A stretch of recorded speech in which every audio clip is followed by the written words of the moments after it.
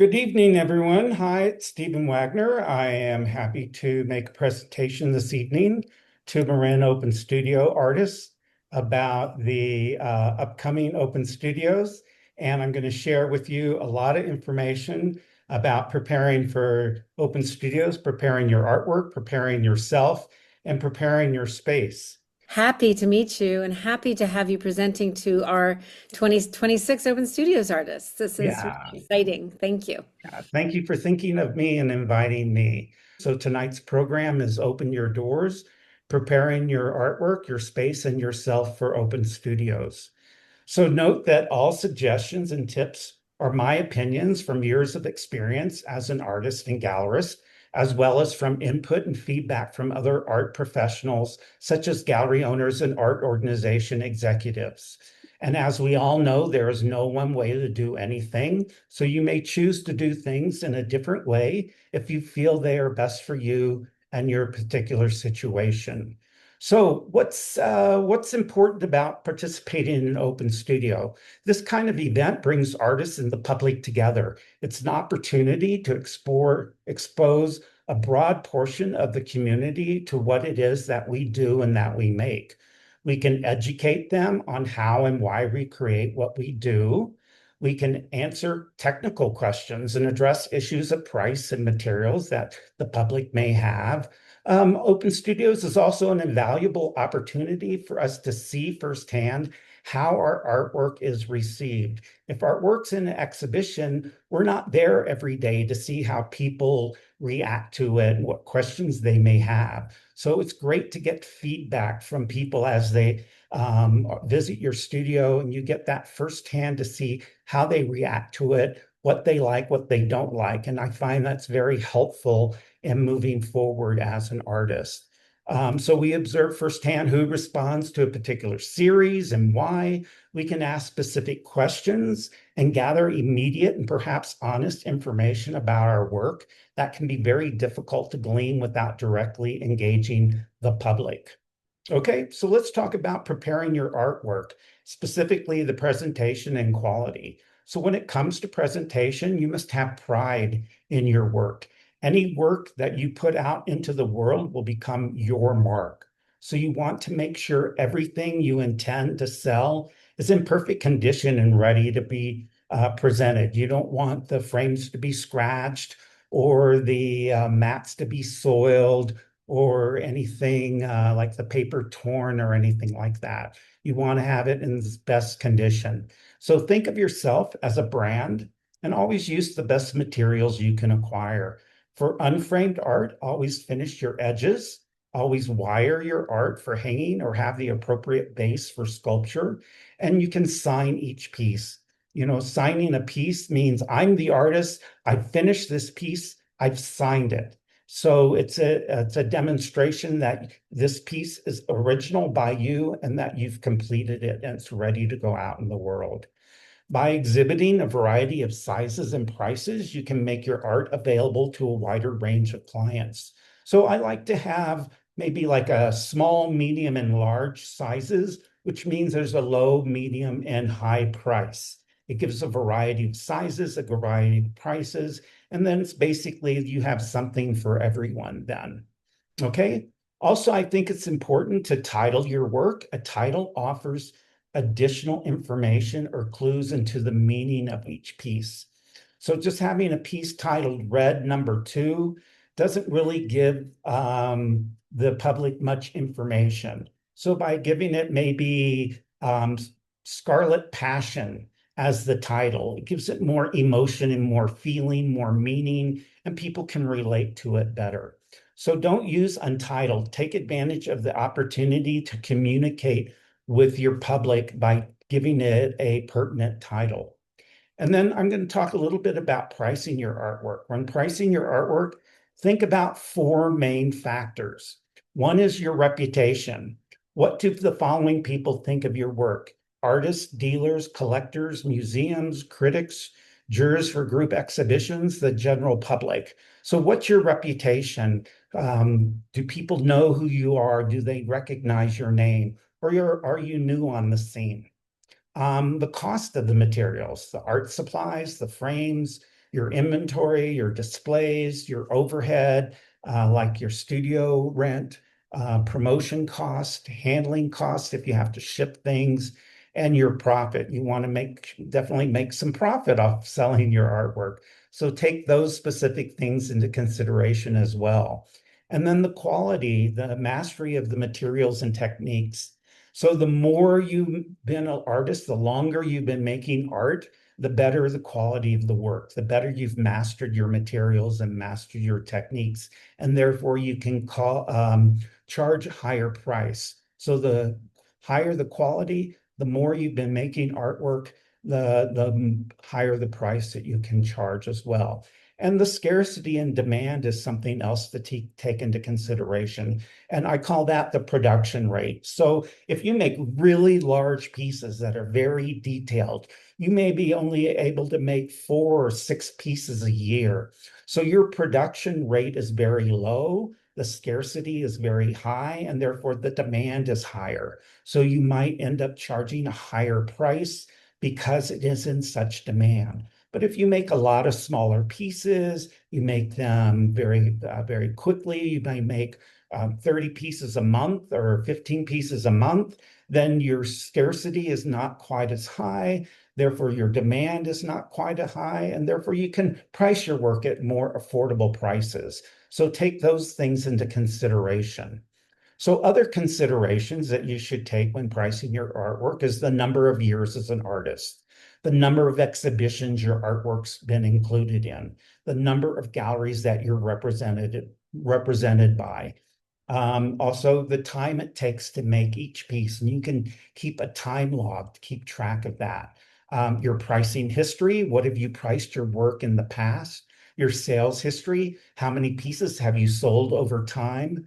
The consistency of your work, you can consistently make good quality pieces over and over again. Your medium, your size, the complexity, the gallery profit, any discounts you might offer, personal sales, and price increases. So let's talk about those individually. So the number of exhibitions or the number of galleries you've been represented by is your track record. So the more track record you have, the higher your reputation, and therefore the higher your price. If you're just starting out, you haven't been in very many exhibitions, and you're not represented by a gallery, you might start at a lower price. And then if it takes you, as I said before, a lot of time to make your work, then you might price it higher.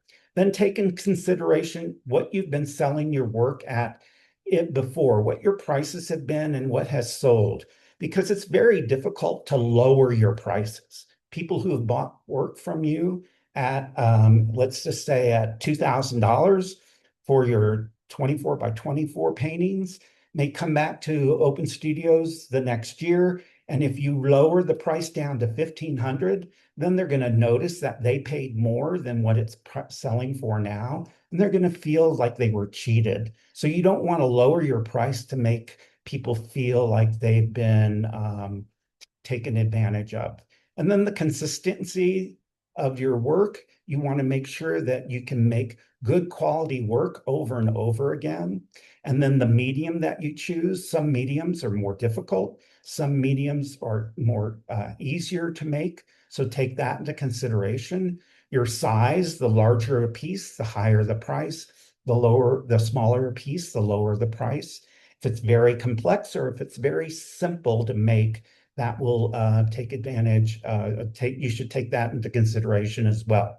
And then a lot of artists don't think about if they're just starting out, at some point they're going to want their work on display at a gallery or in an art organization exhibition, and they're going to have to take into consideration the profit. So gallery usually takes 50% as their profit, which means if it's a piece that's $2,000, the gallery gets 1,000, the artist gets 1,000. So take that into consideration. And a lot of gallery owners that I know have suggested that artists go ahead and price their work at the gallery price so that when their work starts to get into galleries, it's already built in for that profit margin. Okay. And then we're going to talk about discounts coming up.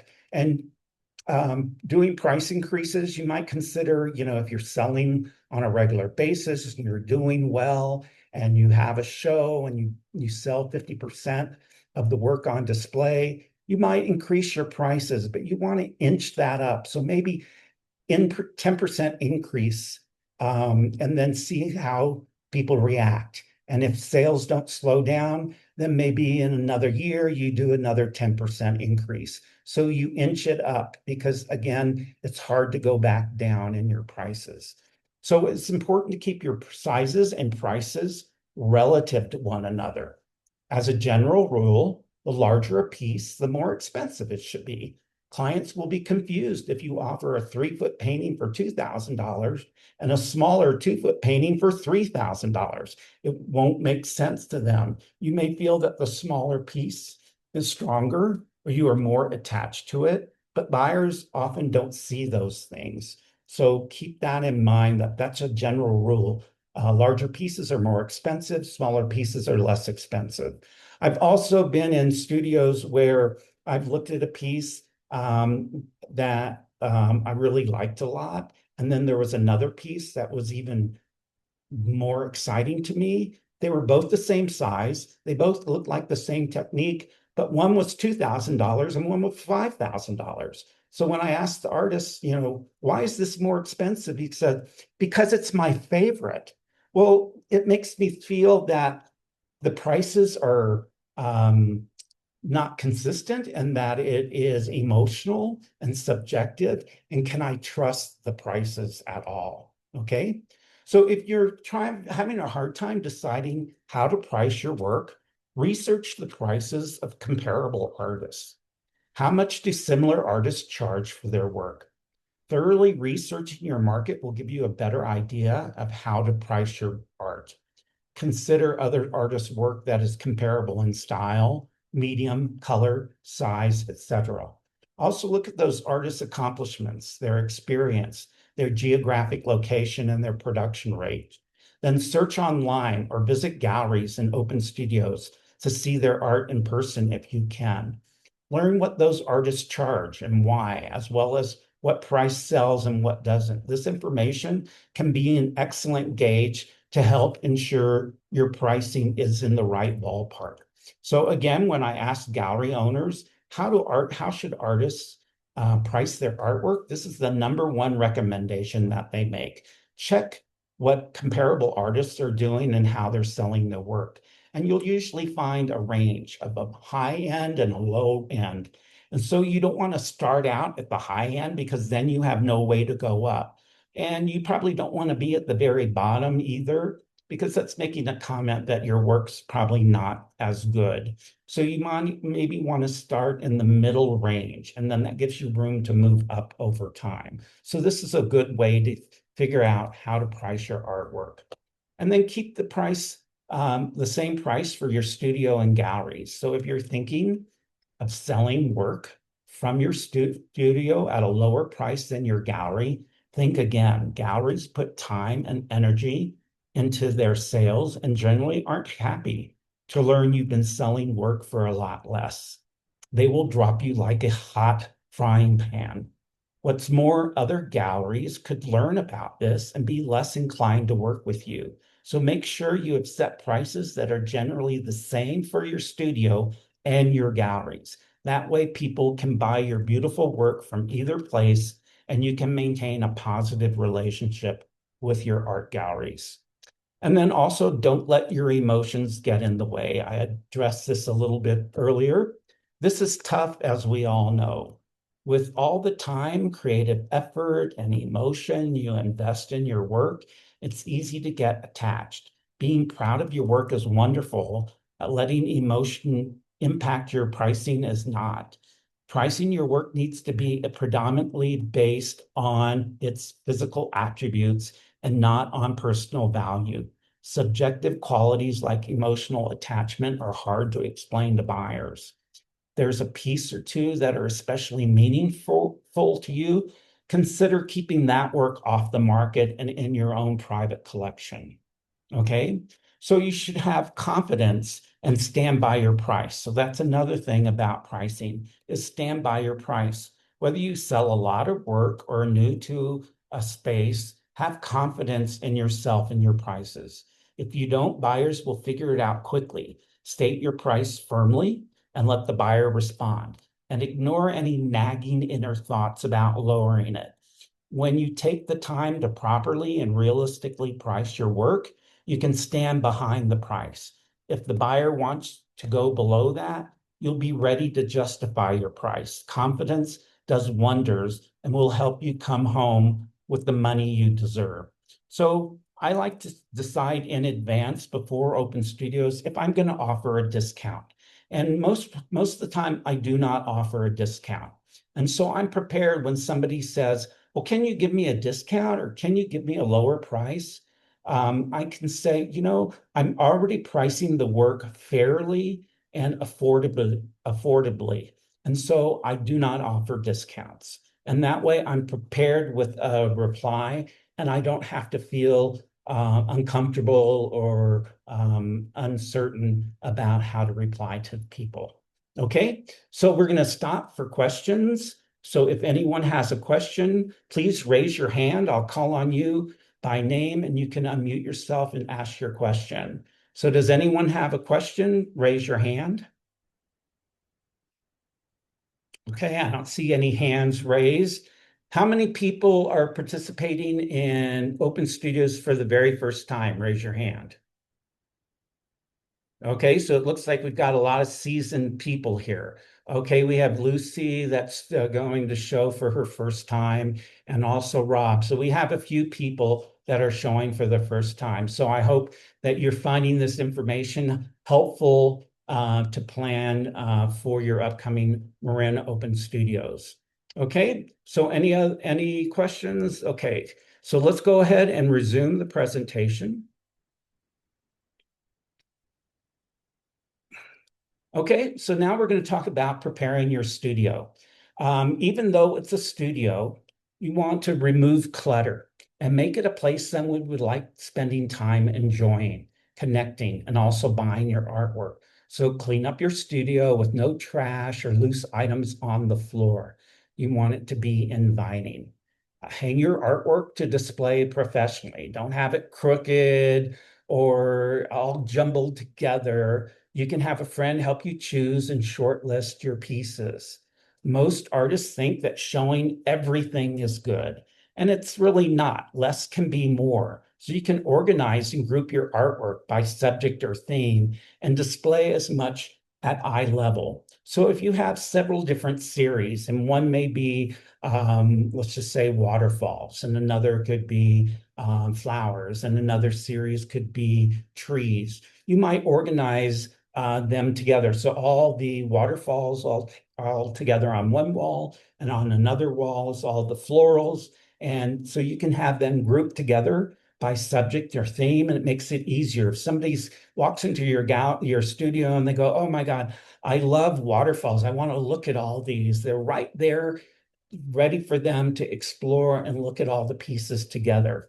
And then display, especially the best ones at eye level, if not as many as possible at eye level.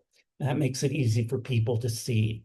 You can have your artwork framed and ready to take home, as well as have pieces displayed in bins, matted and ready to frame. So some people don't feel comfortable in choosing a frame and they just want to buy a piece, go home and hang it right away. So you can have some pieces framed, and then some people may want to buy art maybe as a gift or as something for their son or daughter for their college room, and they may not want an expensive frame, so they may want it matted, and they can take it to a frame shop or go to Michael's and buy a ready-made frame. So you can give them a choice as whether to buy a piece framed and ready to take home or buy a piece matted and they can frame it themselves.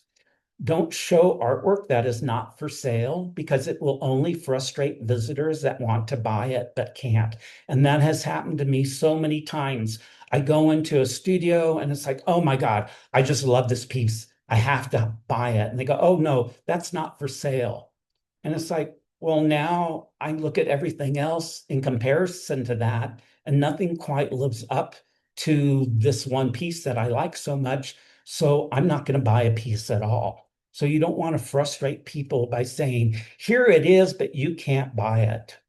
You can play music to make a mood, but not too depressing or too loud. So you want it to be a comfortable level and you want to be comfortable and pleasant so they can enjoy the music and want to linger in your space as well. The longer somebody is in your space, most likely the better the chance that they'll buy work from you.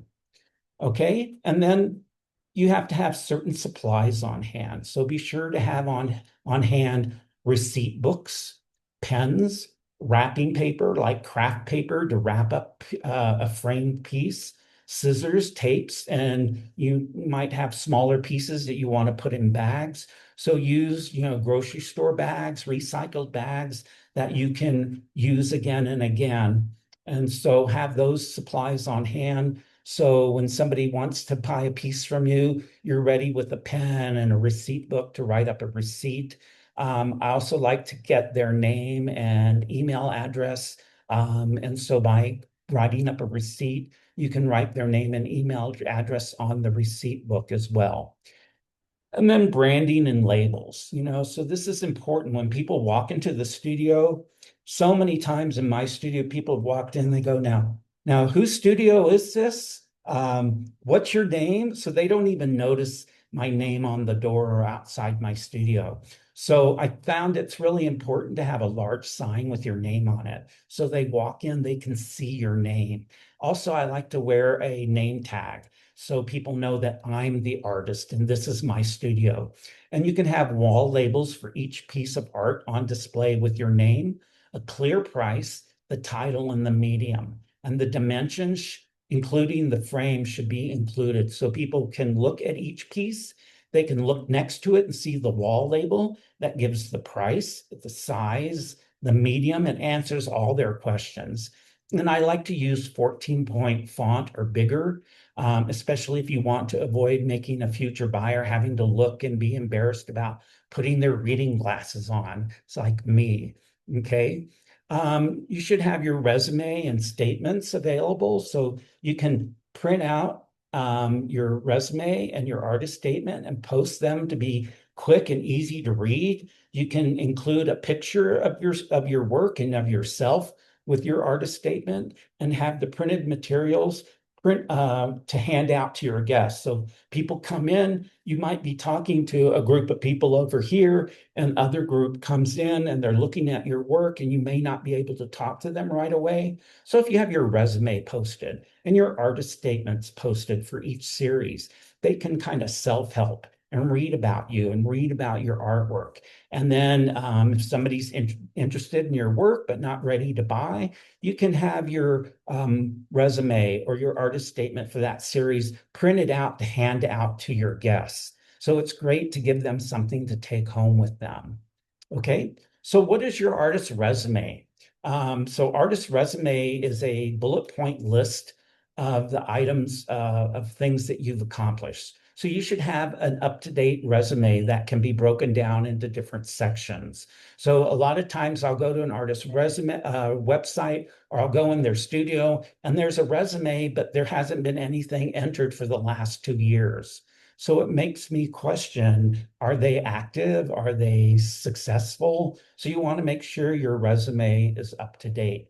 And so you can include in your resume different sections like your education, your exhibitions, and this could be museum exhibitions, solo exhibitions, juried exhibitions, group exhibitions, or charity auctions that you've participated in, any awards and recognition that you've achieved, and you can list the name of the award and the organization that awarded it, as plus the month and the year. Any important collectors. So, like John Smith or Jane Doe, nobody knows who those people are. So those aren't important collectors. But if Larry Ellison or Barbara Streisand has bought artwork from you, you definitely want to list them. Or even if a local business or organization has your artwork. So it could be the Marin County Board of Educators has your artwork in their collection in their building. You can include that as well. Things that are recognizable to people. Then any publications that your work has been listed in, magazines or books, and any related experience you might have as an artist. So in a resume, you list your entries chronologically backwards, starting with the most recent.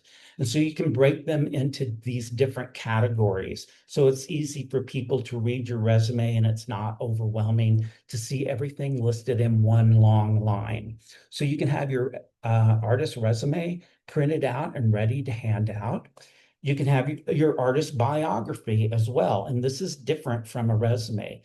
Your artist biography is written in paragraph form, and you can write like 3 paragraphs with 4 to 5 sentences each paragraph, and you write it in the third person as if somebody else has written about you. And that describes where you're from, any relevant education, training, or experience you've had, maybe something unique about yourself, and your current work and goals in your career. So you can have your biography printed. And sometimes what I do is I have a sheet of paper and I have biography on one side and the resume on the back side. So I can hand out one piece of paper and people can have both.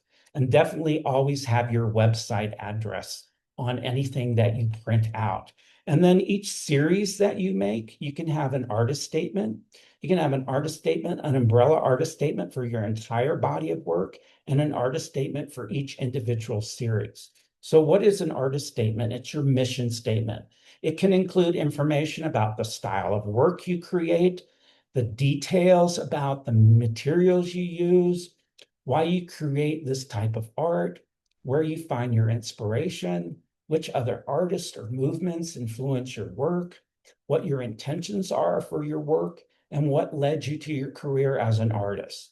And I like to write the artist statement in the first person because this is about my artwork. It's my passion. This is what I want to share with you. This is what inspires me. So this is personal. Always have someone else proofread your artist statement for content and grammar and make sure they understand your message before you print it out and post it to the public. Okay.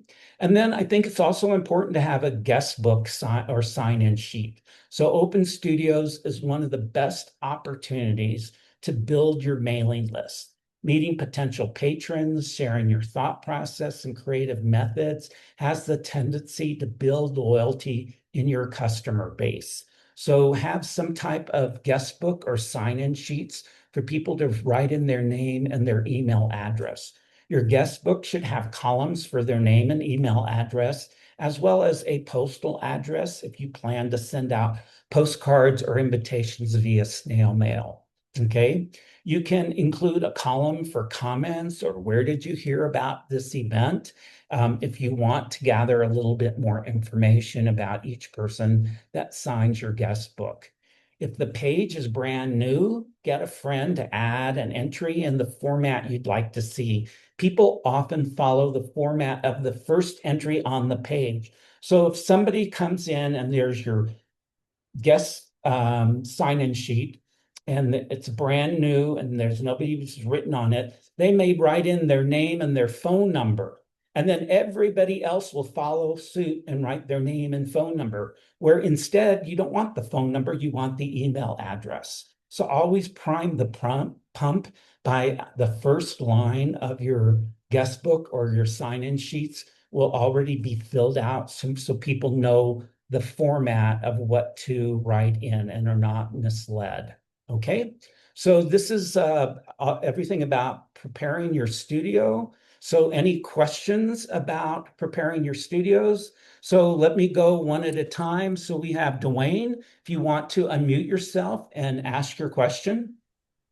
Yes, thank you. So my question is about the resume. How far back would you recommend, how far back in time would you recommend going on your resume? And would you limit that or should you limit that to one page? You know, if you're printing it out, one page is best, definitely. And how far you go back kind of depends on your career. So I've been doing making artwork and selling artwork since I was in junior high school. So my resume would be multiple pages long. So you want to maybe call out things that are not as important, put the more recent things, things that are more prestigious on your resume. And then maybe if you're printing this out, you're making it one page, you might take out the least important things and then see how much room it takes. I had a solo show back in 1984, which was quite a while ago, but it was a solo show. So I still have it on my resume. But then I basically don't have anything prior to 2005. So I go back 20 years, and then anything prior to that is really mostly things that are really important or really prestigious. Does that answer your question? Would you consider being published, like having an article written about you to be important enough to go back? For instance, I have an article, uh, um, a cover page article, I guess is how I would put it, that was done in 2012. And also in conjunction with that, a TV interview that was, I don't know, maybe half an hour long or something. Yeah, I definitely would include that. It shows that, you're on people's radar, that you've had people write about you or you've been interviewed. So I think it's worth including in your resume. Thank you so much. I appreciate that. Thanks for your question. Any other questions? Raise your hand. Okay, Kina, go ahead and mute yourself and ask your question. Okay, it's less of a question and more of an opportunity. You may have seen, I hope you did, the call for art that Marin Open Studios just put out for the Serenity Art exhibit at UCSF.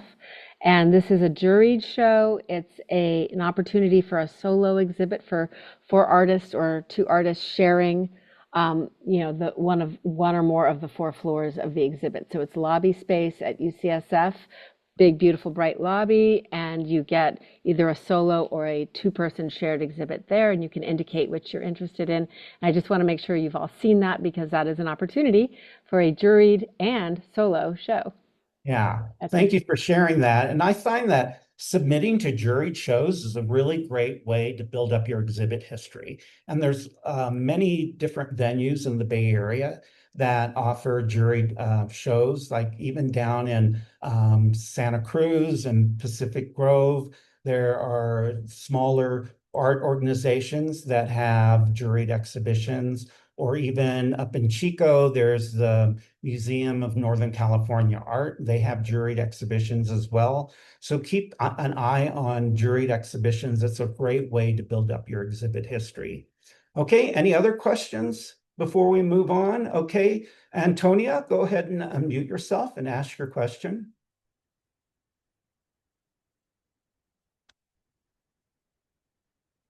Okay, so if usually when you, oh, there you Okay, go. I think it worked. I actually put it in the chat. I had a question regarding tax because I add tax, of course, to my pieces when I sell them. But I find that there's a lot of customers who are shocked by that and thinking that if they go to an open studio, they're going to, either get a discount or they don't have to pay tax on it. So I just wondered how you handle that. So, you're a business, artists that's participating in open studios, you're a business. So you're really required to collect tax. So if they think that they don't have to pay tax, it may be because of bad practices by other artists that don't charge tax. So if they, on your price tag or your wall label, you could put the price and then plus tax next to it. So there's no question that tax is included. If they complain or comment about it, you say, I'm a professional artist. This is a business, and I'm required by state law to charge tax. So you can have an answer prepared that, that backs you up and embraces your professionalism. Does that answer your question? Okay, good. Any other questions? Raise your hand. I'd be happy Can to I get can I them. add something in there? We do get that a lot in the gallery too, and I'm always, when we do the showcase galleries, I'm always surprised by it. I have bought between 20 and 30 pieces of art over the years at Open Studios, and I've always been charged tax. So I don't know. Yeah, I think it's just a few people who think they can ask that question. I would stick to your guns, as Stephen explained. Yes. Okay, thank you for sharing that. Okay, any other questions? Raise your hand. Okay, so let's go ahead and continue on the presentation. Let's see, share. Okay, so now we're going to talk about promoting your open studios. So let's talk about social media first. So there's Facebook. So not as many people are on social media in the last year as the previous years, and seems to be each year gets less and less effective. But I find that Facebook is still worth visiting. It is more interactive than Instagram. So people will be more inclined to keep visiting your Facebook page and to share your content if you maintain regular, interesting, and updated content, and you want them sharing that content. So ensure that it's the type of content that people would love to share with their friends, such as photos, quotes, videos, or links to interesting articles. You can, on Facebook, post images of you at work in your studio, images of your studio, images of your artwork, and information about your Open Studios event regularly. What I find when I post on social media is any image that I post that has me in it, me in my studio working, or me with my artwork, I get more reactions and more comments to it. So at least once a week, post an image that has you in it, whether it's you at work or you're in the studio or with your exhibitions. So you want to keep your Facebook page worth visiting by posting on a regular basis. And then Instagram, post images, again, of you at work, images of your studio, images of your artwork, and information about your Open Studios event regularly. Instagram can link to Facebook, so it allows you to post on both at the same time. So I find that Instagram is more popular, but it's not as interactive. And people, when they're on Instagram, they usually scroll pretty fast, whereas people on Facebook, they scroll slower. So, posting on social media on a regular basis keeps people informed and keeps your name in front of them. Always on Facebook, make sure that you have a link to your website. Instagram doesn't allow you to do that, but you do have opportunities to list your website and your profile. So one of the most effective means to get the word out about an event is through an email newsletter service. So much more now than social media like Facebook or Instagram. So be sure to use images and include links to websites on any email newsletter that you're going to send out. Make it a point to always be collecting email addresses to add to your email address book. So when people ask me, how often should I send an email newsletter out? And you don't want to send it out too frequently because people will feel that they're being bombarded. So maybe once a month, you send out an email newsletter. And what would your email newsletter be about? It could be about an award you received, or a new series that you just started, or an exhibition that's coming up, or your open studios. So you can each month send out a different email newsletter with a different subject and concentrate on that and have links to your website, links to maybe the venue where your artwork's being shown, etc. And so an email newsletter, people are already interested in your work, or else they wouldn't sign up for your email newsletter. So they're the most important people, okay? And if you don't have an email newsletter, these are different email newsletter services. There's Mad Mimi and MailChimp and Constant Contact, Get Response, GoDaddy, SendPulse, and Vertical Response. So I use SendPulse, and I find that for a large number of email addresses, it's the best price. So if you have a very large email address book, you might consider SendPulse. And then Mad Mimi or MailChimp, I think one of those was bought by another company recently. But each of those are much more affordable for smaller numbers. In fact, I think Mad Mimi or MailChimp was up to 2,000 email addresses. It was free. So what's great about an email newsletter is that you create a template. So you create maybe two columns, one a narrow column on the left with a picture of you and your bio and links to your website and your address of where your studio is. And then the major part of it would be the column to the right. This would be your new information. You can have a header, image at the top that goes across the entire screen, and that could be your header. And then you have your image and some writing. And so if you're doing about Open Studios, you can highlight, join me for Open Studios at this address on these dates. And then you can see my new work, and then you can have maybe some images of your new series and links to the pages for the new series and descriptions about this new series. And then you can also say if you're offering some kind of special, like a buy two or buy three for the price of two, or offering any kind of special, you can have that in there.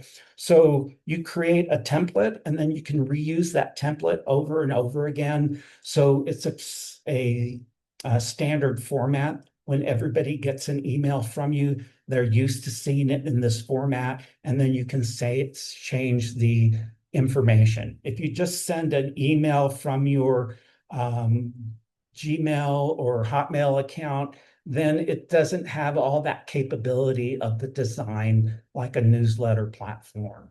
Okay. Also, a lot of people don't do print anymore, but printing a promotional postcard for your Open Studios event is a really good idea. You can hand them out and mail them to your mailing list. Your art fans are most likely receiving postcards from other Open Studio artists, so the impact of the whole event is much larger. So just think if every artist in Marin Open Studios created a postcard and handed it out or mailed it out, then how much of a big impact the event would be with people receiving all these postcards for the same event. You want them to have your studio and artwork in mind when they decide to visit their favorite artists. So I have found when I do postcards for Open Studios, people show up, they have the postcard in their hand because it has my address and my studio number, and they're looking for me in particular, and they'll bring the postcard with them. So that's a really good tool to use.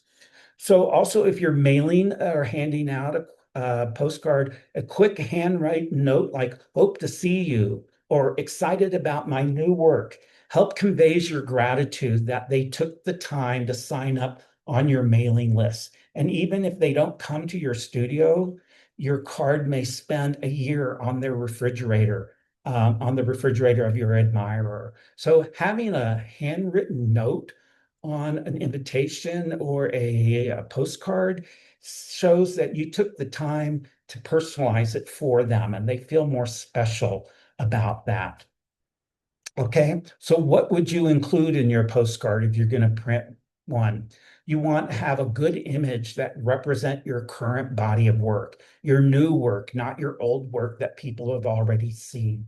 You definitely want your name. You want the event date and the year, because people may keep these over time and they want to know this was for 2026, this one was for 2025, etc. The event times, the location, including your city. You wouldn't believe how many times I get a mailing or a postcard that doesn't have the city and state on it. And it's like, so where is this location? You can have your website URL. And if your location is difficult to find, you can make a small map. Parking or public transportation tips is helpful, and any information or branding about the larger event. So if there's a Marin Open Studios logo that you can use, you can include that in your postcard as well. Okay, and then you may consider writing a press release that highlights your special story. So let's say you've done a new series and you're going to be premiering it at Open Studios. Now, just because you did a new series doesn't merit a press release, but if it is something that's topical, something that's newsworthy, like you are doing work that is bringing awareness to the environment, and you're going to offer 10% of any sales to the local environmental organization in your area.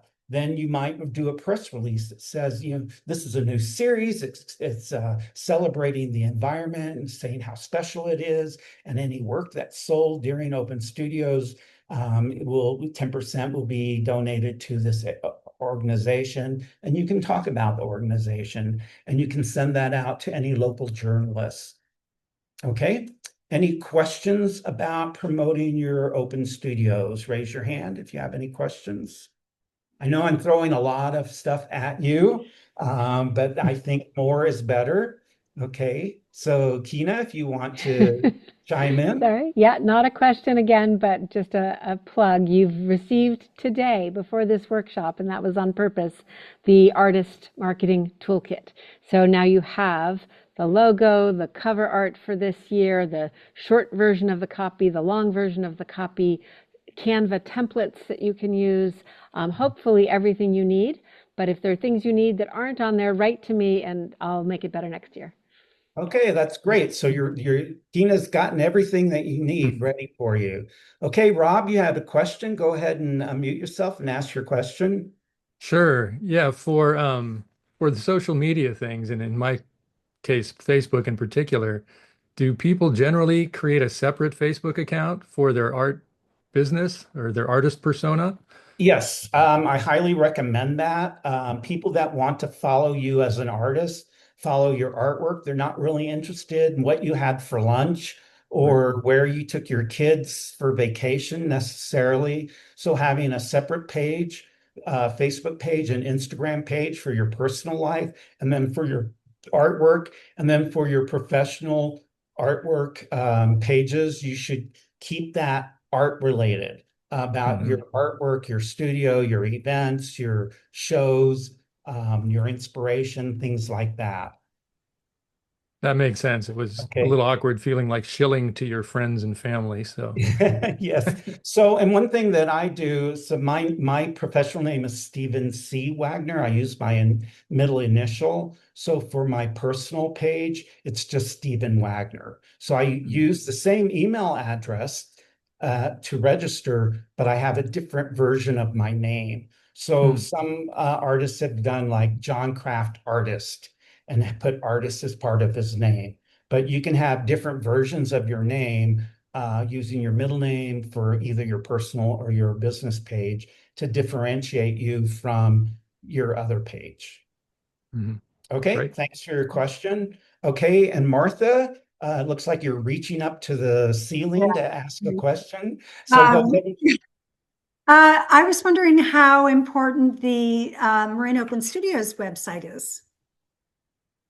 Oh, well, definitely anything that you send out, whether it's an email or you post, you should include the Marin Open Studios because you want to show that you're not just doing this by yourself. You're part of a larger organization, a larger event, and you want to promote other people. So I always list when I promote my open studios if there's other people in my building. I also list the other people in my building. So come visit me. And while you're here, you can visit these other people as well. And then having the link to Marin Open Studios is a great idea for people that may not know about the event and they get an email from you or they see a posting by you and they go, oh, this is a cool event. They can go directly to the link for Marin Open Studios and learn more about it. And then you're not only promoting yourself, but you're promoting your fellow artists, and we're all helping each other out. Can I add something there, Stephen, about the website, which is it has an individual profile page for each artist. You may not know, but all of these artists know because they've populated it with their art, hopefully. And I have noticed in looking for artists, like if I'm just looking for Martha, I might put your name in because I want to get your contact info real quick or something into the internet. And what often comes out first is your profile page on Marin Open Studios before your own website. I've just noticed that in searching. So I think there is value in keeping your Marin Open Studios profile very fresh because that's often where people land first looking for you. Yeah, and each year, if you participate in Open Studios each year, you want to update your page on the organization's website to make sure that the newest, latest artwork is on there because people tend to go to Open Studios again and again, year after year. So they don't want to go and look at your profile and see the same old artwork they've already seen before. You want to make sure it's updated and new. Okay. And Rob, did you have another question? I did have another one, and it was Okay. something that had occurred to me earlier. Um, I have a lot of my artwork is digital in format, so I'm going to be showing some stuff on screens. Some is also physical. I was wondering more about the idea of doing a talk or something like that, taking an hour on one of the days and saying, I'm going to do a talk at this, the state of digital art um, today, this kind of thing with myself and another artist. So Um, are you considering doing that during your Open Studios or I on was another? thinking of something like that during or right before or after. Just Okay. wondering, floating that idea as a way to kind of get people in. So I was very active with ArtSpan Open Studios, and it was pretty typical for a building with multiple artists to have a Friday night preview reception. So Hmm. if you don't have something already scheduled for Friday night, you might kick off the weekend with an artist talk in your studio Hmm. about digital art and what's the importance of it and how it's evolving and growing. And so that may be a good way to get people in to your studio at another time other than when there's all these other people there. Right. And if you do it on Thursday before the open studios on Saturday and Sunday. So even if you do it on Thursday, many people don't have plans on Thursday, but they might already have plans on Friday, or there may Right. be a lot of Friday receptions going on throughout the county. So maybe even Hmm. doing it on a Thursday night to capture people's attention beforehand. So it's No, not a bad interesting. idea to do a special event like that or a Hmm. special VIP reception to invite certain people or your followers to visit you during them. Right. Just kind of raise awareness. There's something different over here to check out, Yeah. And that try kind to of. make it as interesting to as many people as possible and Right. not just other artists. Yes. Okay. Okay, Thanks. very good question. Any other questions before we move on? Okay, so we'll resume the presentation. There's still more to come.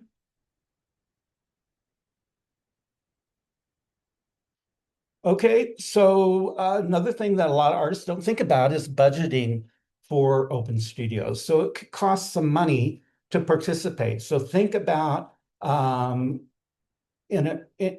thinking through your budget early will keep you from being caught off guard by unplanned expenses. So some of the things you should consider to budget is your registration fee, any advertising that you may do, whether it's in a guide or in a local paper or an online magazine, any display material you may need if you need to buy easels or signage, any additional lighting you may need for your studio space to light it up, postcards that you're going to print, any postage to mail things out, and anything else that you can think of. So your budget should be a number that you're comfortable with. So coming up with a budget and then looking at it and say, oh my gosh, that's going to cost me $800 to participate in open studios. That's way too much. Let me cut back this and cut back that. So it's a good idea to think about that and do a budget in advance.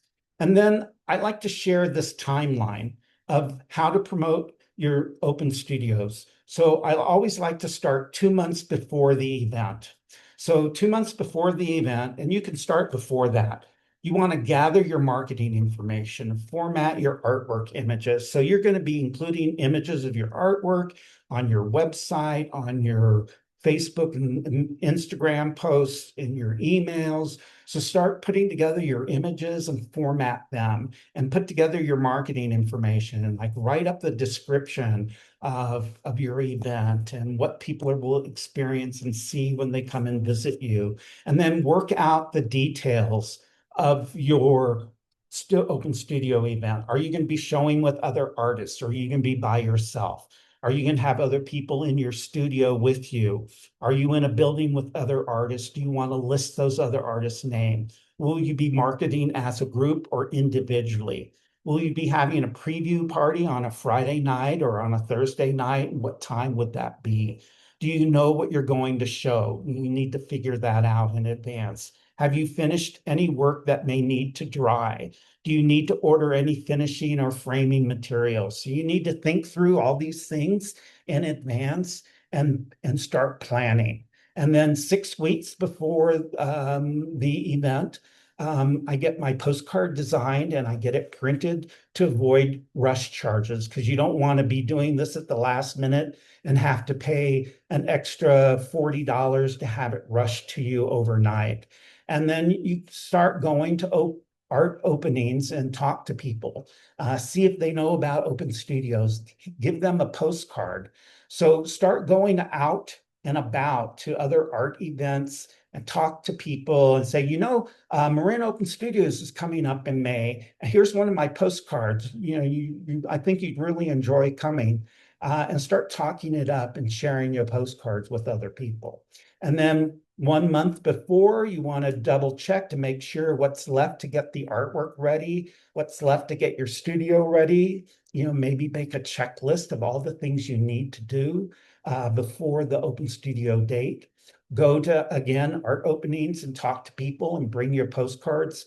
There's an artist in San Francisco that prints her postcards out early, and she doesn't go anywhere without her postcards in hand. And she's always handing them out, inviting people to open studios. And so you should do the same.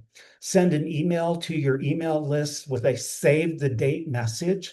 You send out an email a month before, save the date for my open studios. And have the dates and the times and the location. And then at a later date, you can send out another email with more information and more details.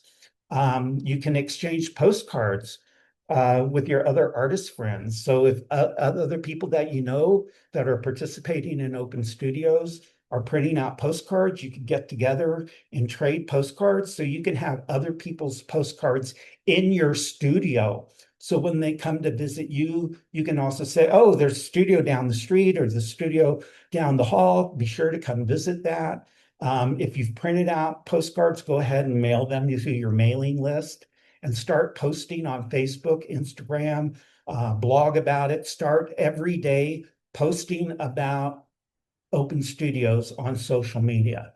Okay. Then the week before open studios, you want to finish and frame all your artwork. You want to paint your walls so they're nice and clean. You want to hang your artwork. You want to clean and decolor your studio and make your studio the best it can be. You want to start preparing your food and beverages, and keep in mind that register for finger any food is programs, best you to can go have to through the have Artist Network plates or and go through forks and ArtScan. spoons. And if you and know of other bowls. It's artists just too that you much to think would deal benefit with. from So these things that are programs, easy please to eat share with the a website finger, link like to the cookies. Artist Network It makes it programs really with them simple. or forward the Make a emails sandwich with them. board to put outside your Okay, studio. so So you have a I like to end sign my programs that by is asking an a little A-frame feedback. sign that So has I your want you name, each to share maybe with an me image of you and your one thing artwork, that you felt and the was really hours new of or the studio's important open. that you So heard people in that are tonight's walking by program, or your one thing building or that you thought walking was by a your key space takeaway.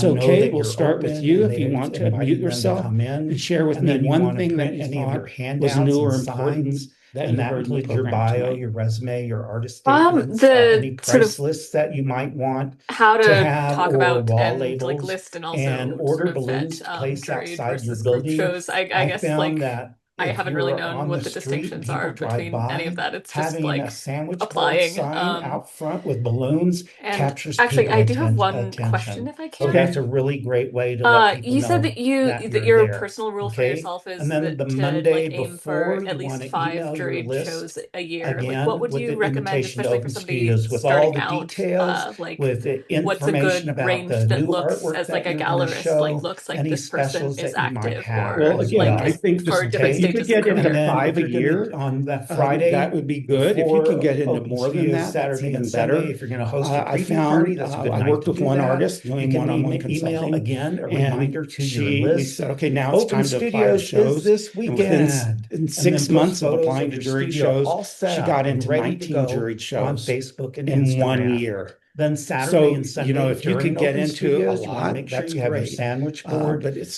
sign and your qualifying balloons which out ones front. to You want to arrange for a apply friend to relieve you during the Does that day answer your for a question? quick break. And don't forget to eat. So bring I would Sort something of. to shoot I with eat. guess You five. can like have is your more friend come always by better, or I and guess brings like a sandwich or I something mean, for yeah. you to eat. Yes. So You gallerists want to say, post during the day juried shows about means Facebook somebody on important Facebook and chose your work. Instagram It's about a good how the day has housekeeping gone seal of so approval. far. You might take some photos of people Okay. visiting Okay. you and with Okay. your And artwork in Swapna, the if you want to background and share with post me one those thing that on you felt was the social key media and takeaway then enjoy from your tonight's program. guests, breathe Well, and all be your tips are brilliant. pretty Okay, and then the informative, following and week some of them I after Open already knew, Studios, you and want to add any I new just mentioned that two things that I can contacts to your email email mailing follow-up list question, and follow-up send them email to the thank juror. yous. That would be that's Make a good notes of tip. what worked and what And didn't then for your next also Open when you Studios event. mentioned So that if you when find before that this was a applying, really good new notice the idea or theme, this location, didn't juror, work and out, about then organization. maybe Usually in I another look few at the weeks you'll theme forget all and the about that. So location, write it not so down much right to the as soon juror. as I do possible read,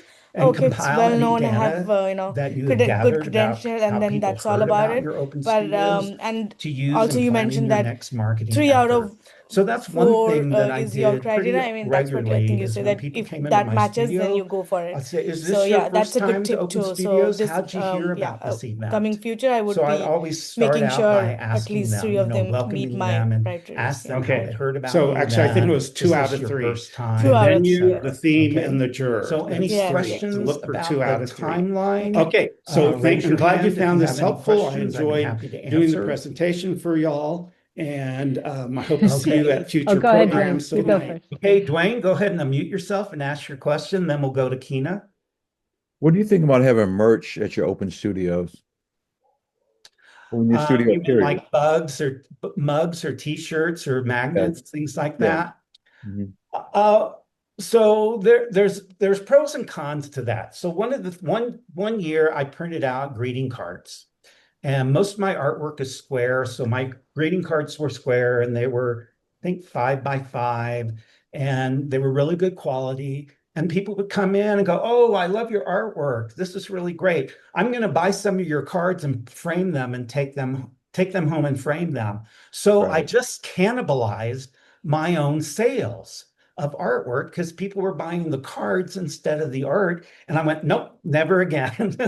So you just want to make sure that you're not cannibalizing if they're going to buy a print instead of an original piece of artwork, or if they're going to buy a mug.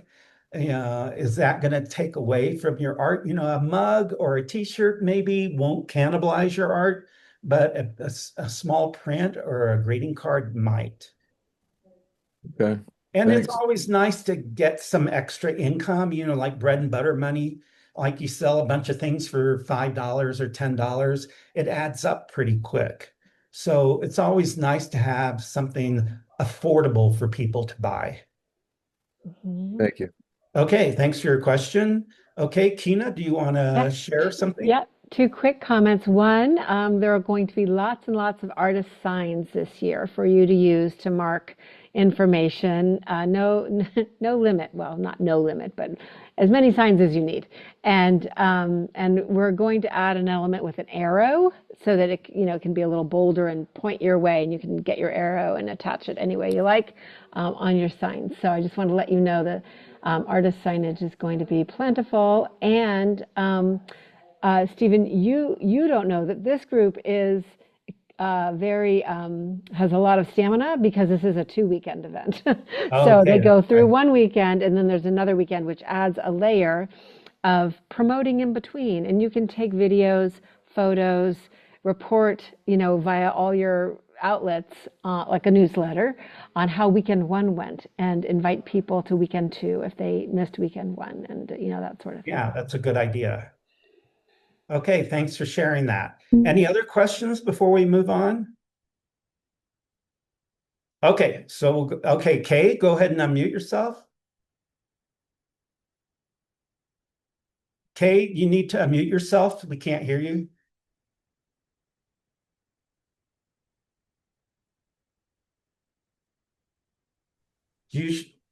I don't have a question, but I have one thing to add to what you have just been talking about, Stephen, and that is that I think every artist needs to know that people really need your art.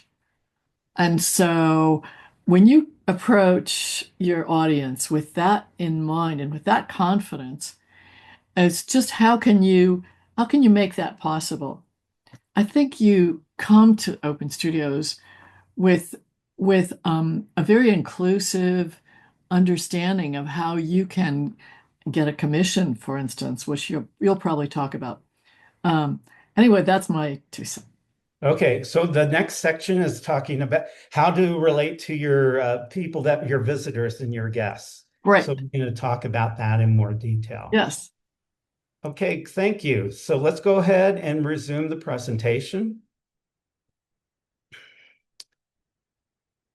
Okay, so presenting yourself professionally. So now we talked about your artwork, we talked about your studio, we talked about promotion. Now we're going to talk about you, the artist. So be sure to dress nicely and always wear a name tag. So you want to make sure that people know who the artist is. So don't let your outfit overshadow your artwork. I've been in studios where people are wearing wild, bright colors and outrageous things. And I've overheard, everybody talking about how they're dressed, not how wonderful their art is. So you don't want to overshadow the main subject, which is your artwork. And then be sure to wear a name tag so they know that you are the artist and not anybody else. Okay. And you want to greet your guests. Be sincere. Do not pressure them. Allow them time and space to view the artwork. Be busy doing nothing, but do not create a barrier around you of a private space. So like I usually have a work table that I'm standing next to, or I have a stool next to, and I'm straightening postcards, or I'm marking down prices, or I'm always doing something that can easily be walked away from. And so if you're just standing there watching them, they can feel self-conscious. So kind of be busy doing nothing, and then be ready to talk to them right away. Always control and direct the conversation to the art or to your relationship. Give the full attention to your guest and not to the other artists visiting you. So that's something that's pretty common, is that other artists like to visit artists during open studios, and they might be good friends of you that you've known for a long time, but you're there for your guests. And you're there for the people who potentially will buy artwork. So you want to give your full attention to those people and not so much to the artists that are visiting you. Learn to politely disengage from artists wanting to talk shop or pick your brains. Be nice to everyone and about everyone. So one thing that I've learned is there's somebody's coming in to visit with me, and they start sharing, oh, Stephen, I started this new series and I'm using blues and greens and I'm doing this and I'm doing that. Well, there's other people in my studio. I can't stand there listening to them. So I usually allow them to talk a little bit, and then they say, oh, I'm so sorry. Somebody just walked in the studio that I need to go greet, or I need to say hi to. I need to talk to this person. So I always politely disengage. Oh, I'm so sorry. I need to go talk to this person that just walked in. And that way I can talk to all the people that are potential buyers. Standing is best. You can stand, but your feet can get pretty tired. So sitting on a high stool where you are eye to eye is much better than sitting in a chair where you have to look up at the person. It's very uncomfortable for you to always have to look up at people if you're sitting in a chair. So I have a high stool, a very affordable stool that I bought at IKEA that allows me to sit and I'm eye to eye with people. So I don't have to stand the entire time. And then listen to your guests, listen to what they say, listen to what they say to each other and what they say to you. They will tell you how they want to be sold to and what objections, if there are any that you need to overcome. So listen to what they say to you and to their friends, and you can react to that. Look them in the eye when you introduce yourself. Address them by their first names. Meet all the customers or guests' friends who may also influence the buying decision. I've had this happen so many times where a group of 4 or 5 people come in, there's a main person, they engage with me, and then all their other friends are with them, and then say, oh, these are my friends. This is Sally and Joan and Bill and Fred.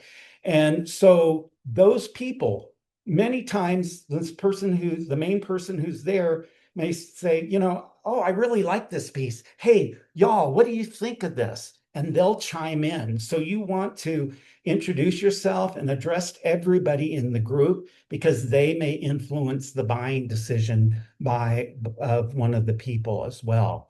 And keep an eye on their body language and learn to read it. You'll notice the body language is very different if someone is interested in a particular artwork versus someone just being polite. So usually if somebody's interested in your work, they may stand a little bit of distance from it. They'll scan the whole wall. They'll zero in on that piece. They'll come a little closer. They'll lean in and read the wall label to find out what the title is, the price, and the medium. They're going to maybe come closer and look at details. When they're doing that, you know that they're definitely interested in this piece. Okay, so keep an eye on how they behave when they're in your studio, and you know how to react. Keep an ear open for ownership language, such as, we love this piece, or this piece would look great in our living room, or these colors would work great for us. When you're at that point, it's a very good thing for both of you because they're starting to envision how the artwork will look in their home. So they're already considering, maybe I should buy this piece. So that's a good sign to listen to as well. So when you are stuck and you don't know what to say, you can ask, which piece caught your eye? Not which is their favorite, but which caught their eye. And then ask if they know what drew them to it. That may not have, no, they may not have this vocabulary because sometimes people are drawn to something, but they don't really know why. It's just kind of a gut feeling. So if you don't know what to say, is there a piece that caught your eye? Is there a particular aspect about it that drew you to that piece? After a guest say they love or are interested in a particular piece, then mention the title and briefly say why you like it personally. So, oh, well, this piece is titled Halfway to the Stars.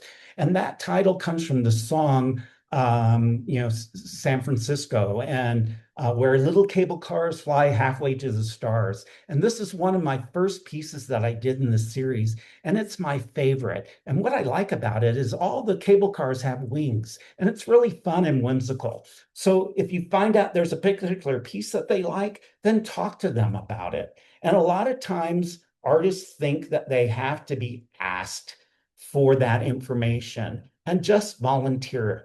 Just volunteer it to them. So they don't even have to ask you, can you explain what the title is of this piece and what it means? Just walk up and say, oh, I noticed you're looking at that piece. The title is such and such, and my inspiration was such and such. So go ahead and volunteer that information to them and engage them and talk to them. Also, when you're stuck, you can, once you've established they like a piece, ask them if they were looking for a piece for a particular place or a particular emotion or connection, a particular size, particular theme, color palette, etc. Note, this is only to keep the discussion going so the customer can continue to vocalize their needs and wants in the artwork, which are often abstract versus specific. So, keep talking to them, asking them questions. Another thing that I've learned in all the marketing classes and workshops I've ever taken, it says that stories sell art. Have a story that will help you sell your work about your inspiration, about your motivation to do what you do, about the process. So they may be looking at a piece and say, oh, well, this is a process that I created myself. So what I do is I take photographs and then you can explain the process. Or I have some kind of humorous stories about how I made a piece and how I found the imagery that I will share with people. So I'll notice they're looking at a certain piece and I'll walk up and I say, I notice you're looking at this piece. Let me tell you about how I got inspired to make this. And so I go into the story, and what I find is that by the time I finish the story, there's 8 other people standing around listening to the story. The story draws people in. They love listening to stories, and it gives more of a background information and gives more about me as an artist as well as about the artwork. And then you should be prepared to deal with offers and sales. Okay, so decide in advance if you're going to offer any discounts or payment plans. So if somebody's going to ask you, you don't want them to catch you off guard and go, oh, well, I haven't thought about a discount. Let me think. Let's see, should I give 10%, 15%, no discount, or, so decide in advance what you're going to offer.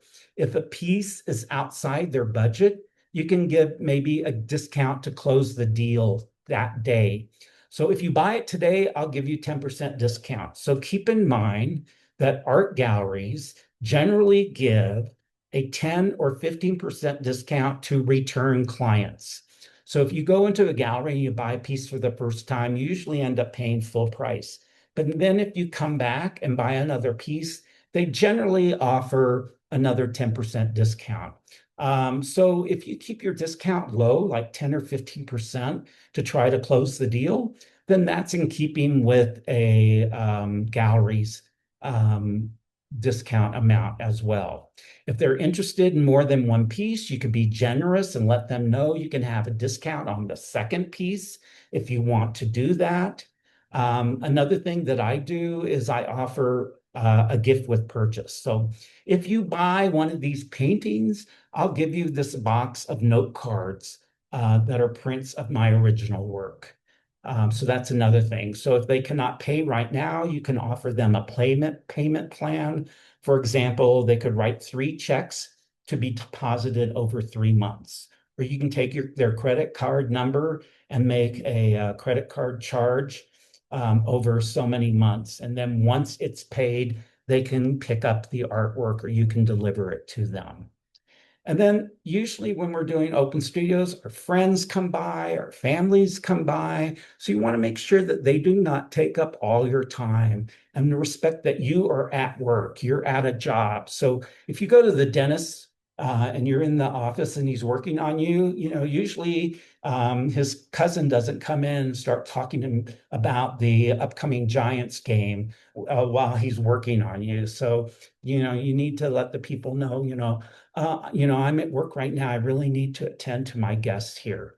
Okay. And then I call this interviews. There's people that come in and start interrogating you without giving you any time to even answer, refer to just themselves, and do not mention or look at your artwork. So they come in and say, oh, I did this kind of work before. When I was 16, I did this and I took this class and I did that. And they're just monopolizing your time, or they start asking, well, how did you find this paint and where did you buy it and what color do you use and how often do you reorder it and where do you get it from? And you're not there to be interviewed. So if someone is in your studio during an opening or is asking you personal questions or studio rent questions, refer them back to the artwork. Take them back to, oh, well, this piece over here is my newest piece. Just change the conversation.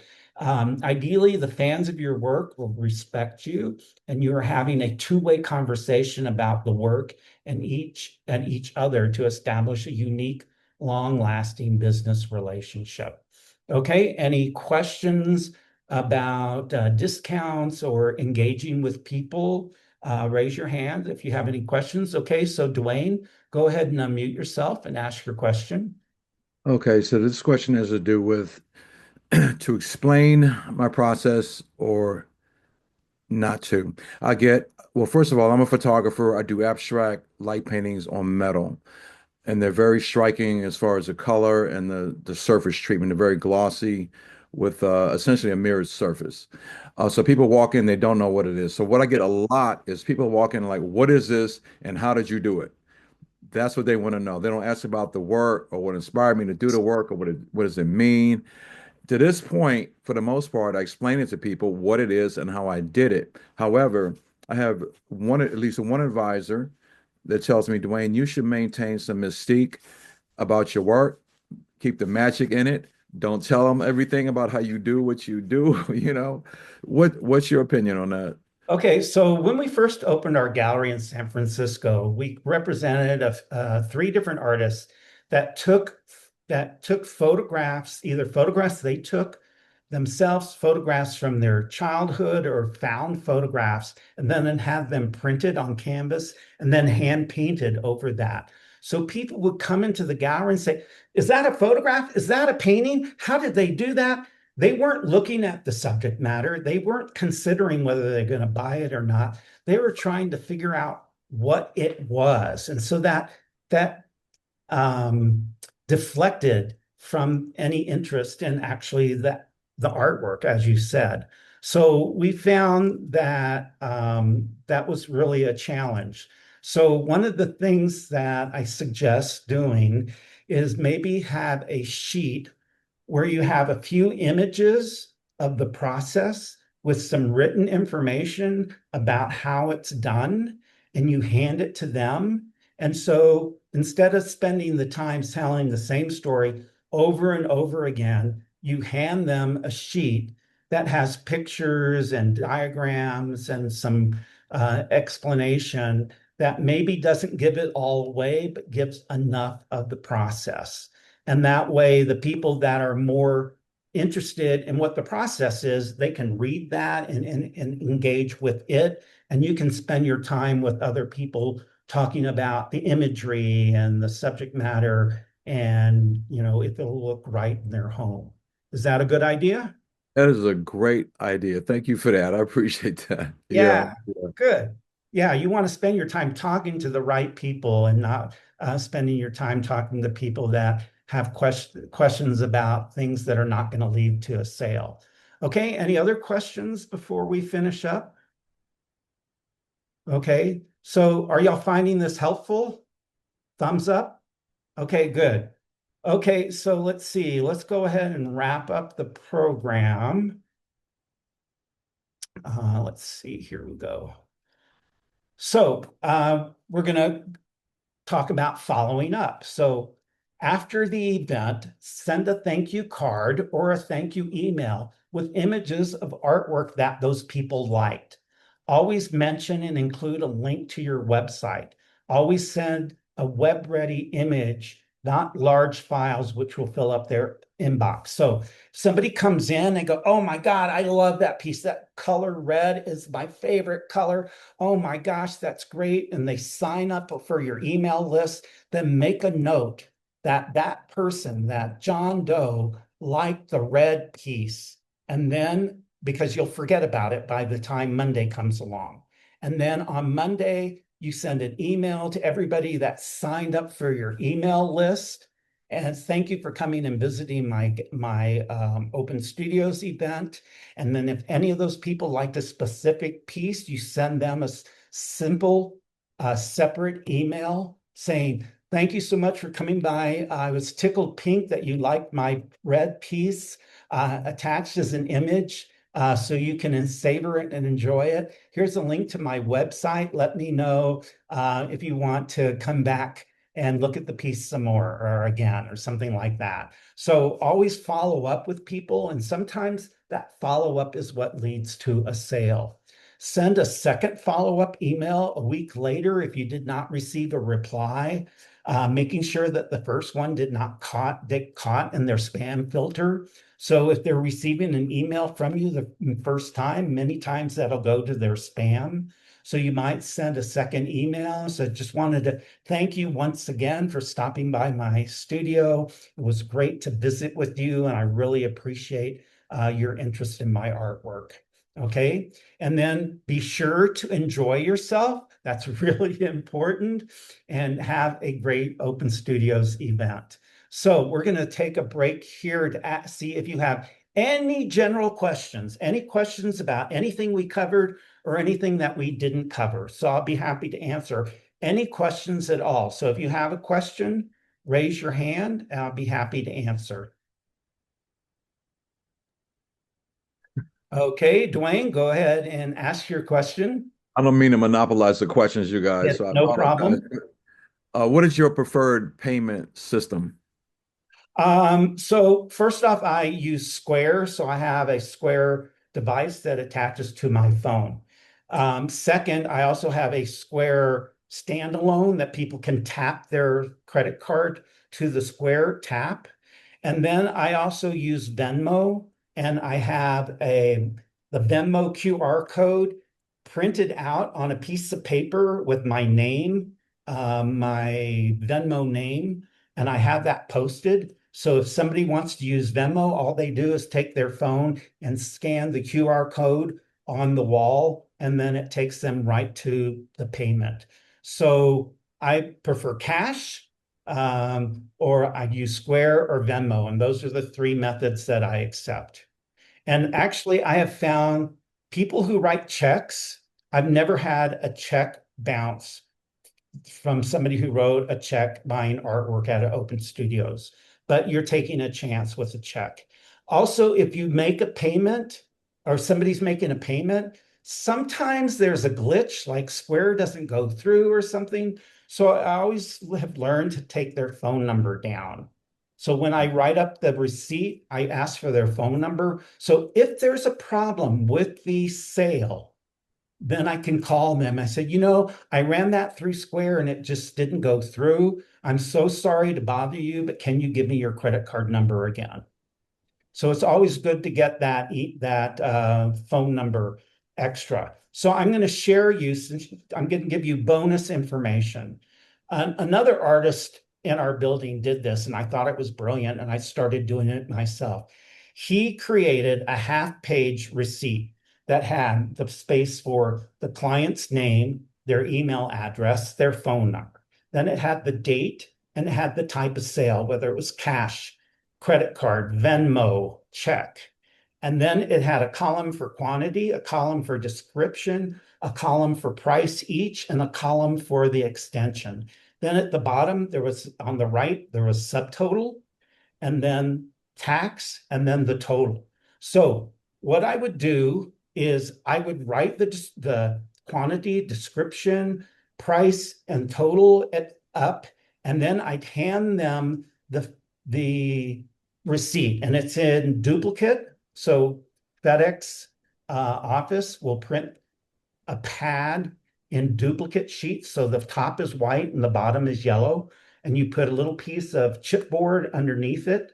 And then when you write, it goes through to the yellow, and you give the yellow copy to them and you keep the original. So I have it on a clipboard. So I write up the description and the pricing. Then I hand them the clipboard and the pen and say, could you write your name and your email while I wrap this up? So now I'm wrapping it up and with paper and taping it and getting my business card out, and they're filling out the rest. Then when they're done, I take the original and keep that for my files, and then I give them the copy. And it makes it so easy. That way, every time I make a sale, I get the email address of that person. And then I can email them, thank you so much for purchasing. And I look at the receipt and XYZ piece, and I know exactly what they bought. And it's a great way to capture their email address. You have a solution for people that do not write clearly, because that's a problem I've run into. So every time that somebody does that, when they hand me the clipboard back, first thing I do is make sure I can read it. I go, oh, and your email address, is that an X or a Y? Is that a 1 or a 2? So I always ask to clarify that, and then I will rewrite it so I can read it. So I've learned to always read whatever they've written and make sure that I can read it myself and correct it. So 2 days later, I can read it. One last question. Mhm. Do you recommend distributing your Venmo or Zelle credentials?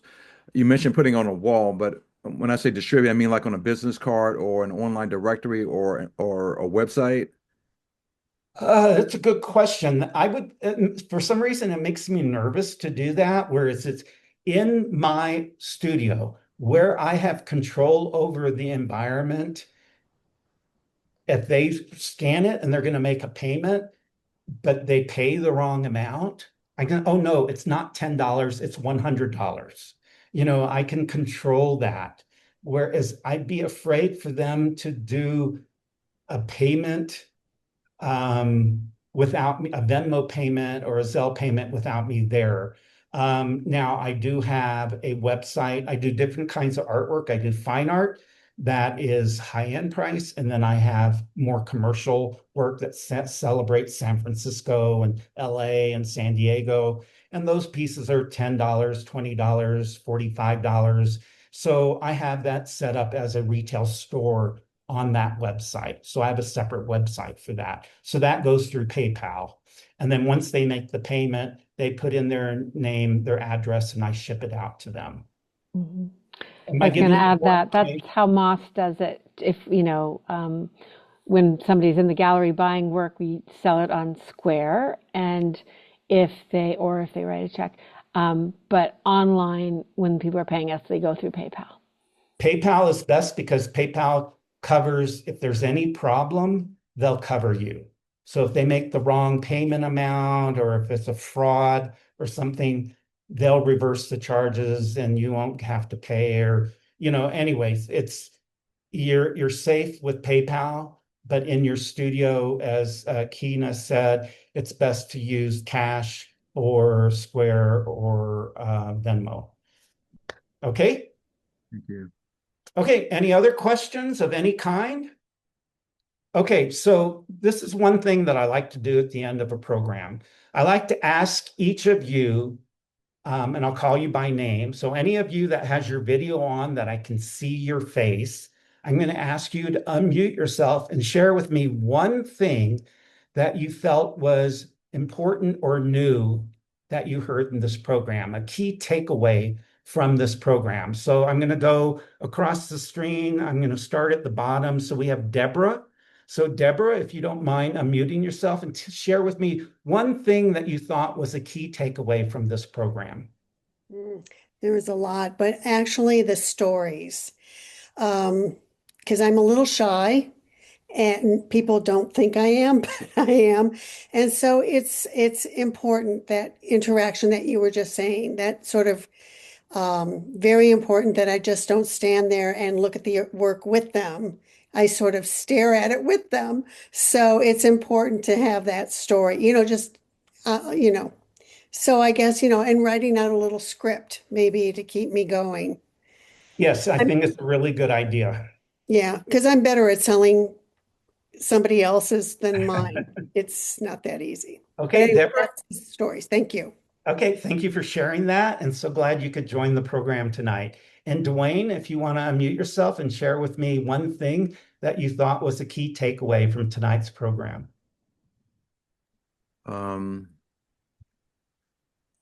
Let's see. I don't know, the several things, I guess. I like what you said about the basic information sheet about my process, about handing that out. I think it's a great idea, and your reasoning for it is very sound too. I mean, as far as freeing me up to address other people or to continue to try to sell instead of explain the process over and over again. I like that.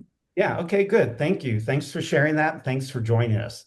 Then there's someone whose name is Zoom user. Do you recognize that? Because your name's not on your screen.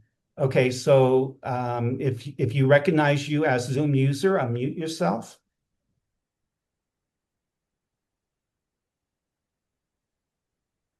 It looks like you're trying to unmute yourself.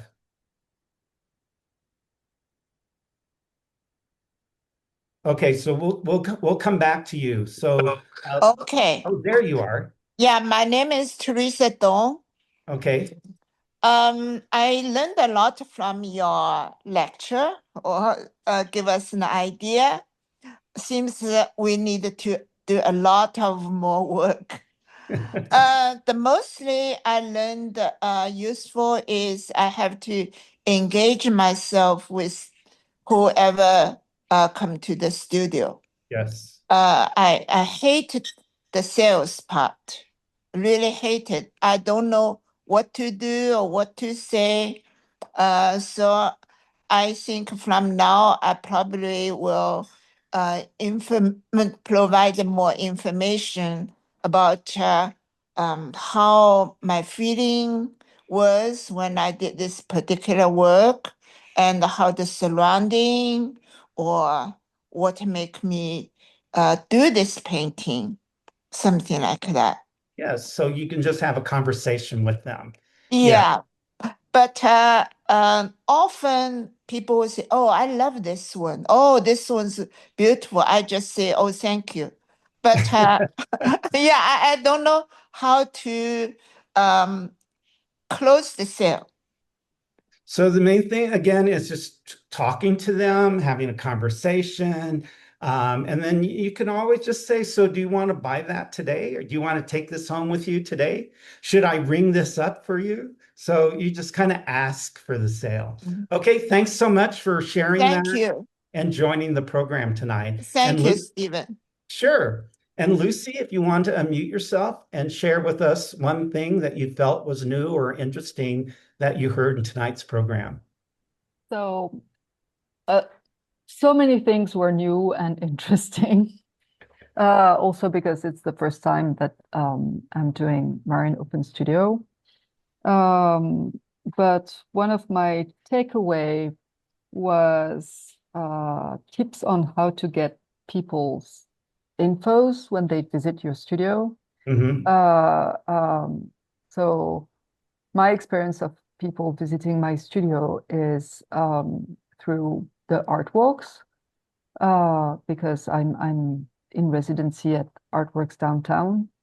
And I agree that the blank page, when people want to write down their information, leads to very incomplete information. They will leave only their email, and then I don't know their names because sometimes the email is not, linked, like doesn't reflect the name. Right. Or they if it's blank when they start writing, so many things can go wrong. Yeah. So prime the sheet. Yeah, and so this has been, and the whole giving feedback and the thank you for visiting afterwards, and like the etiquette of this. Thank you for mentioning these details. That was, everything was helpful, but this like clicked as, oh yeah. Okay, Lucy, thanks so much for sharing that, and thanks for joining the program tonight. And Tim Park, if you want to unmute yourself and share with me one thing that you felt was a key takeaway from tonight's program. Yeah, I'm in a little bit of a different situation. I am representing a bunch of artists, artists with developmental disabilities who work in my program. And one thing I've been doing is pricing differently when I'm the work's at home versus when it's out in a gallery. And yeah, I'm going to take that to rest. I mean, I'm going to think about that and go over that with my admin staff, because generally the folks who see it at our building are lower income, and I want to be appreciative of that. But yeah, I don't want to offend anybody who Yeah, if bought it somebody somewhere knows that else either. Jane bought the same piece for half the price of what I bought it for, I'm going to be very upset. Yeah, So, okay, Tim, thanks for sharing thank that. you. And I'm glad you could join the program tonight. And then Rob Dixon, if you want to unmute yourself and share with me one thing that you thought was new or interesting that you heard in the program tonight. Sure. Yeah, so many great ideas and pointers, so really helpful. One that stood out for me was, I'm trying to do maybe some kind of an event around it, and the idea of doing it outside of that time, the Friday or maybe even midweek or something. That made a lot of sense. So that was a great idea. Good. Appreciate that. Thanks for sharing that, and thanks for joining us tonight. Martha, do you want to unmute yourself and share with us one thing that you felt was a key takeaway from tonight's program? Sure. I think the discussion about pricing, it was really good. I've always sort of struggled with that. Taking the emotional factor out of it would be really good. I mean, I do two things. I do printmaking, which is very sort of like my lower end, very consistent. Everything's the same price. One, if it's unframed at a size or framed, I add the price of the frame. But I've started doing a lot more sculpture, and I was sort of laughing when you said keep track of how long it takes and your costs. And it's like if I kept track of all that and paid myself $20 an hour, like I don't know if anybody could afford it. But it's interesting, to contemplate that. And I have done that thing where I'm not ready to sell something because I'm still, maybe I love it, or maybe I just feel like I haven't learned everything I could from having it around and looking at it, to move on to the next thing. And so I'm not ready to part with it yet. Yeah. And then other things, as they sort of, I don't know, what would you call it? Not fester, but sort of, Marinate. Marinate. There we go. Marinate a while. Yeah. And like I said, you kind of extract what you need out of it. And you either decide, no, I need that around for a long time because it's a piece that I'm going to refer to a lot, or nah, I'm ready to let it go. It's interesting to go through that process. Okay, Martha, thanks for sharing that. Glad you could Sure. join the program tonight. Okay. Okay, Catherine, if you want to unmute yourself and share with us one thing that you thought was a key takeaway from tonight's program. And usually unmuting is the lower left corner.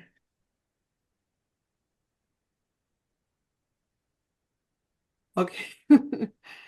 Thank you, Stephen. Tonight with so many great tips. The one thing that I'm going to improve on is regarding social media.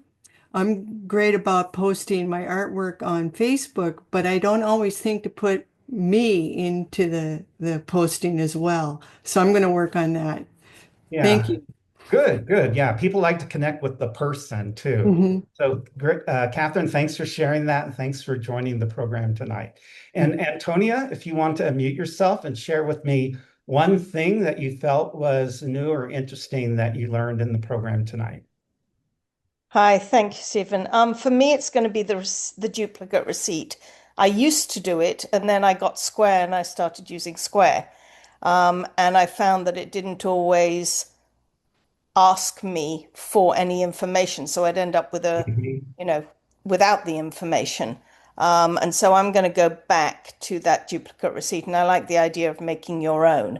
You said that you could get them made. Is that So correct? I go to FedEx office. Okay. And I take a flash drive. Yeah. With a PDF file. Okay. That's made from a Word document where Okay. I put in all the lines. All the info you want. Yeah. Yeah. And then I just say, okay, I need 20 pads of 25 duplicates. Perfect. Brilliant. Okay. I love that. Thank you so much. Yeah. Great. I'm glad that you found that helpful, and thanks for sharing that. And Kay, you want to share with us something that you thought was new or important that you heard in tonight's program? Sure. You were so thorough. That was terrific, Stephen. So I traditionally have sold artwork after Open Studios, and it's difficult to handle that. And you gave me a tip, which I never thought of doing, which is to follow up with a second email, because I send out emails afterwards, and if I don't hear back, I'll send one way later on. But that's a really good idea, to find someone who I might have made a match to, and to further that relationship. So thanks. Yeah, good. Glad you found that helpful, and thanks for sharing that. And Kina, do you want to share anything that you thought was new or interesting that you heard in the program tonight too? I loved the idea of being busy doing nothing. You probably all know how to do that, but I've been trying to do exactly that, but I didn't have a name for it and I didn't have a clear concept on it.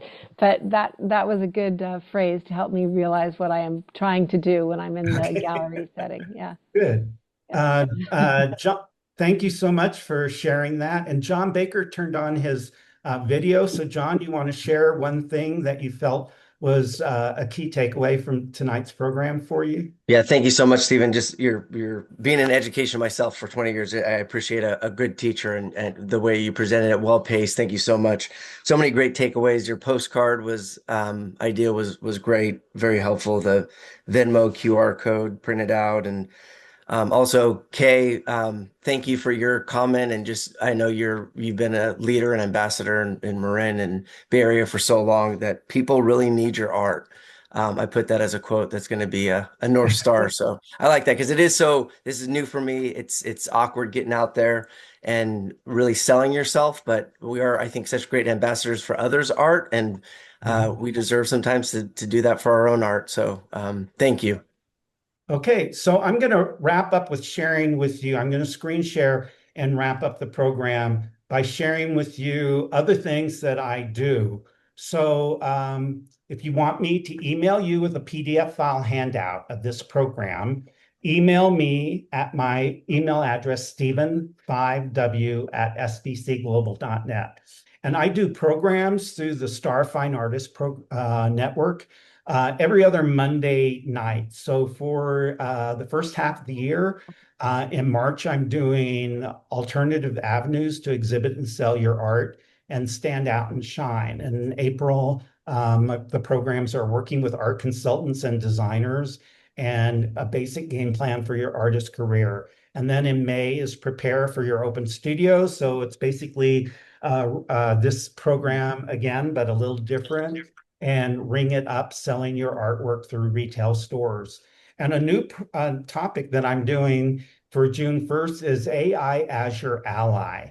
And I have found that you can use AI as your assistant. It can do research for you. It can list galleries for you. It can list art consultants for you with their phone numbers and email addresses. It can do so much. So I'm going to share all the things that I learned in the last year of what you can use AI for to help you. And all the programs for 1 hour program is $25 and 2 hour programs are $35. And I do affordable one-on-one consultations via Zoom with artists. So I have a first time special of $99 to help you develop strategies, goals, and action plans. So if you're interested, just email me, let me know, and I'll give you information about how to do that. And then there's a organization that has a quick grant program. And what it does is it will reimburse up to $600 to California artists to work with consultants, coaches, and mentors. So if you work with me, if you want to apply, basically every single artist in the last 8 years who've applied through the Quick Grant program to work with me has been approved. And you can get 4 free 1 hour sessions with me, and we can tailor it to your needs. So again, email me if you're interested in applying for the Quick Grant program. The deadline for March is the 15th. So email me right away and I can tell you how to apply for that. And if you want to register for any of the programs or learn more about the programs that I'm doing, the Artist Network website is www.sfartistnetwork.org. So again, Thank you so much for inviting me to come spend time with you and share a lot of my experience and expertise about open studios. So again, Kina, Kay, thank you so much for inviting me, and I'm so glad to have met all of you. And thank you, Stephen. Really appreciate you doing this. Yes. Okay, happy to share my gush of information with you. Okay. It's really Okay. deep and really broad info, and you do it so well. So thank you. Okay, thank you so much. Good night. Thanks, Have a everybody. great open studios. Thank you.